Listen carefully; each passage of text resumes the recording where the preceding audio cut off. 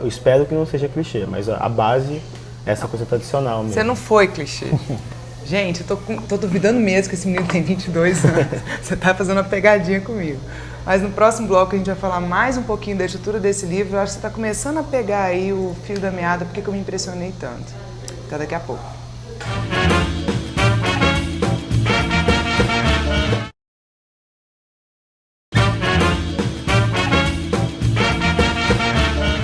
Então, nesse segundo bloco, a gente faz uma retomada. A gente estava falando da juventude, né?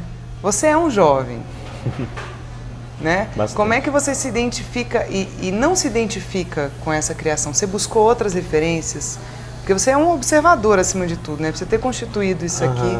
É engraçado, depois que você admite, não, estou escrevendo um romance, esse negócio está acontecendo, você fica meio maluco, assim, achando que tudo tem a ver com romance, andando na rua, e não, isso aqui tem que aparecer. Não tem por que isso aparecer. Isso aqui também não tem nada a ver.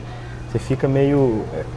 É quase uma paranoia de achar que tudo faz referência àquilo, tudo pode fazer referência àquilo. Ainda mais escrevendo em Brasília, sobre Brasília. Exatamente, ainda mais achando que assim, não, e assim, talvez por uma pretensão meio besta, mas você fica quase sentindo que tem um dever de ser fiel a uma experiência e achando que não, eu tô cumprindo um testemunho aqui, eu tenho que prestar atenção nas coisas, tal, que não é tanto assim, mas você fica, eu fiquei bastante com essa noção de que estou escrevendo um livro sobre Brasília, eu tenho que ser fiel a tal e tal aspecto, tal e tal coisa, mas eu não, se fosse um livro de maior fôlego, um livro que tentasse assim, eu vou pegar a geração de Brasília, tal e tal época, acho que ele teria que acompanhar mais grupos, mais perspectivas, mais experiências, o que não é mais restrito a experiência um pouco de pessoas que eu conheço, de grupos que eu conheço, que é o que eu achava que eu tinha mais a dizer sobre, assim, do que tentar de fato pegar uma coisa geracional, assim, forte demais e tal.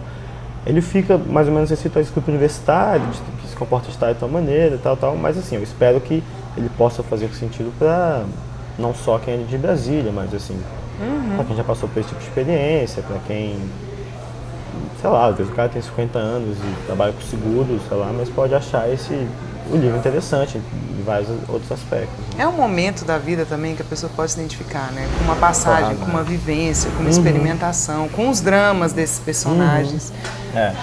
Como é que você começou a trabalhar mais o psicológico deles mesmo, assim? Você falou assim, não, eu tenho que dar uma densidade, eu tenho que aprofundar essa personalidade, coerência, verossimilhança. Um dos maiores riscos é que você acaba pegando de gente que você conhece um pouco. E eu não gosto de nenhuma maneira de fazer isso. Eu sou uma pessoa tímida e não gosto de As pessoas mudaram com violar, você? Quando você falou assim, eu estou escrevendo...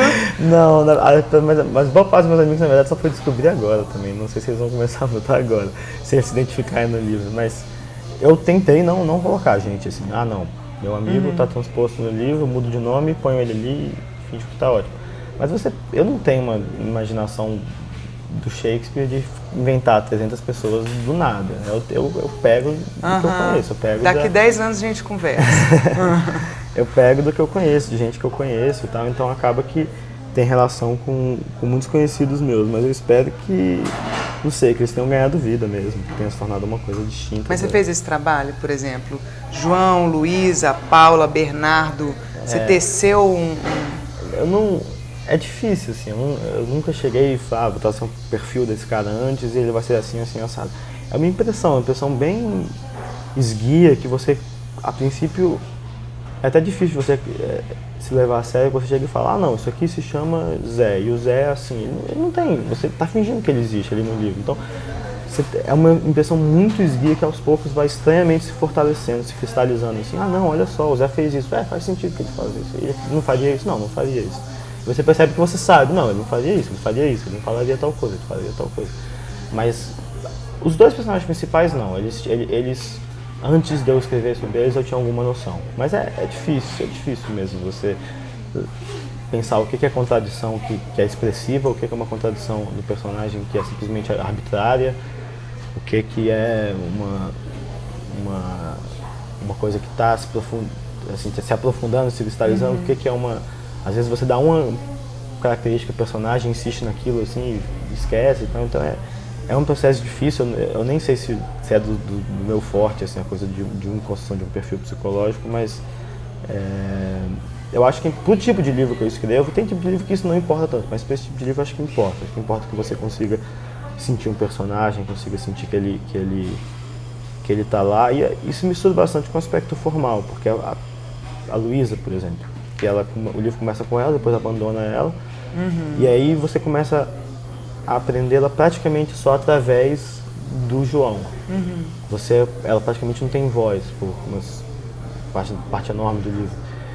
E isso é intencional, assim, eu ficava agoniado, não, tem que tornar claro que na verdade ela não acha isso, que ele que está impondo isso a ela, mas não, melhor não, o livro não tem isso nessa parte. Aí ela não tem voz para depois voltar e você ter não uma revelação, não tem uma revelação narrativa, mas você tem você de novo ouve ela e você não ouvia aquela voz. Você vai lançando epifanias, né? Você vai plantando sementes ali pra gente para depois ter um momento mais tarde, porque eu acho que isso era importante assim no livro, essa desconexão, que ela aparece, some e depois reaparece. E é difícil demais, assim, você fica querendo ser didático, às vezes, não, mas eu quero fazer isso, então tem que explicar. Será que as pessoas vão captar tudo que e aí depois eu penso, não, vai ficar horrível se eu chegar e explicar aqui olha, é isso aqui, então você acaba arriscando que as pessoas não entendam para que a coisa fique mais bonitinha, então dosar isso é bem difícil mesmo. Né? Não, e o desfecho, porque você vai construindo. Eles fazem uma saída, né? Eles vão para o Rio, você coloca essa... E a gente fica na expectativa do que esses personagens vão sofrer com essa... E é uma barato, né? Porque eles vão oscilando também. São muito reais, assim. As reações, as atitudes, né? O que você pensou essa? Pois é difícil a coisa do relacionamento. Em parte eu ficar meio inseguro de eu basear o meu romance inteiro não um romance inteiro, mas estruturá-lo a partir de um relacionamento, se isso seria tão interessante, se eu conseguiria tornar isso interessante, em parte porque eu sou muito novo e acho que não tem como achar que isso não tem relevância, claro que tem. O fato de eu ser novo traz uma experiência de vida menor para basear esse tipo de experiência, esse tipo de coisa. Então eu tentei fazer com que povoar de coisas que tornassem interessante, de eventos que tornassem interessante, de relações com outros personagens que tornassem interessante e o livro não se carregasse inteiramente só nesse relacionamento, mas lá pro final a coisa de fato muda um pouco de figura e essa viagem ela tem algumas funções no livro, assim, que eu não quero explicar, mas... Não, deixa o pessoal ler, né? Mas eu fiquei com a sensação de insustentável leveza do ser, do Milan Kundera, não sei se você já leu. E esse é o grande barato da literatura, né? Que são esses personagens cotidianos, absolutamente, à primeira vista, banais, mas carregam em si toda uma complexidade, né? Que pode ser muito mais do que a gente esperava deles no começo. Não só dos personagens, mas até das situações, né? Você pode ter uma situação... Isso é uma coisa deliberada do livro, que existe muito pouca situação dramática, em termos assim, de eventos mesmo.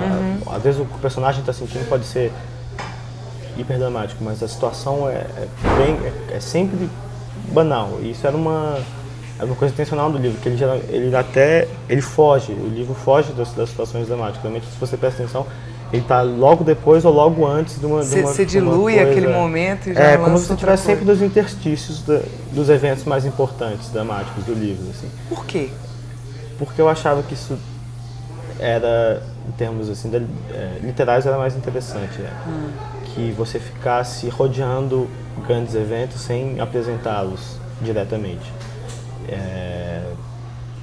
Por uma série de motivos, eu achava que isso daria uma sensação formal de... Isso é mó barato, você escreveu isso aqui no teu feeling, você tá me dizendo isso é muito bom.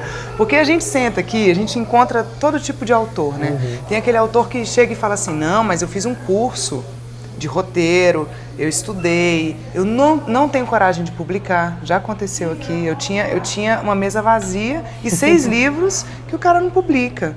Então você pensa assim, por quê, né? E quando que você entendeu que você tinha material e tinha qualidade suficiente para publicar? Ou isso não partiu de você? Não, partiu de mim, sim, mas é complicado, porque é uma relação muito estranha que você tem dentro de si mesmo com esse tipo de coisa, porque eu, ao mesmo tempo que às vezes eu olhava e pensava, nossa, que coisa horrível, eu estou ainda assistindo esse negócio, ninguém vai ler, é uma coisa absurda, não faz nenhum sentido. Às vezes eu pensava, é o maior romance da história, lindo, nossa, o mundo inteiro vai adorar, e vai ser uma beleza. Então você fica oscilando completamente do que você acha que aquilo que expectativa você pode ter sobre aquilo, se aquilo faz algum sentido, ainda mais no começo que nem mostrava pra ninguém.